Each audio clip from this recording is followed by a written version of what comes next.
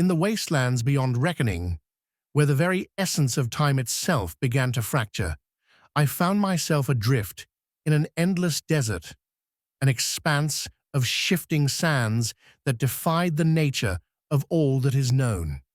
The sun hung in the sky like a grotesque, malignant eye, glaring down with an intensity that seemed to rip at the fabric of reality. The air, heavy with the scent of decay, pressed upon my chest, suffocating, while a wind, too ancient to be mortal, whispered strange and indecipherable words into my ears.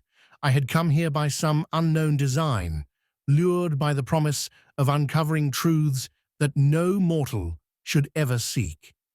The ancient manuscripts, those cursed relics of a long-dead civilization, spoke of a place outside time, a realm where one could walk the sands of centuries, where past and future were as malleable as the dunes that now swallowed me whole. At first, there were echoes, faint whispers of travelers long lost, their voices rising from the depths of the desert, their cries for mercy and salvation lost to the wind. But as I wandered, those cries twisted into something unrecognizable, something primal. The whispers became distorted, blending into a maddening chorus of voices, each one older and more foreign than the last. With every step I took, the sands seemed to shift, reshaping the very ground beneath my feet, dragging me deeper into the maw of an unfathomable abyss. I lost my bearings.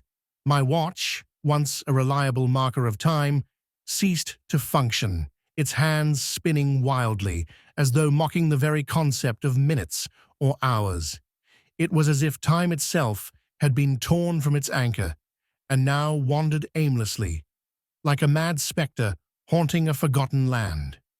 And then I saw it, a figure, a silhouette, emerging from the haze. At first, I thought it was a traveler, another soul as lost as I. But as it approached, my heart seized with the cold certainty of something far more sinister. The figure had no face, only a shifting, shapeless void where a countenance should have been. Its form bent and rippled like a nightmare half-formed, a being not bound by the laws of nature or time. Its movements were slow, deliberate, as though it existed beyond the constraints of time, watching me with infinite patience. In that moment, I realized with a dawning terror that I had not simply wandered into the desert of time, I had become part of it. The desert was not a place, it was an eternal wound, an unhealing scar in the fabric of existence, and I was but a fleeting mote, caught in its endless expanse. The figure reached out with tendrils of shadow, and as they touched my skin, I felt myself unravel. The world collapsed around me,